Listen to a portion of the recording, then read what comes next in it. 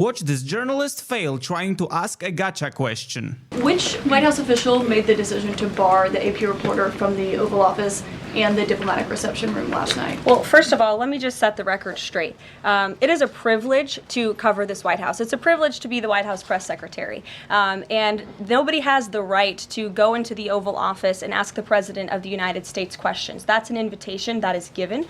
And there are hundreds of outlets on this campus, many of you in this room who don't have the privilege of being part of that pool every single day and getting to ask the President questions. We reserve the right to decide who gets to go into the Oval Office, and you all have credentials to be here, including the Associated Press, who is in this briefing room today. But isn't it retaliatory in nature is the argument? Because the reason that the AP was barred, which they said was because they're not using the phrase Gulf of America, they're using Gulf of Mexico in line with their standards.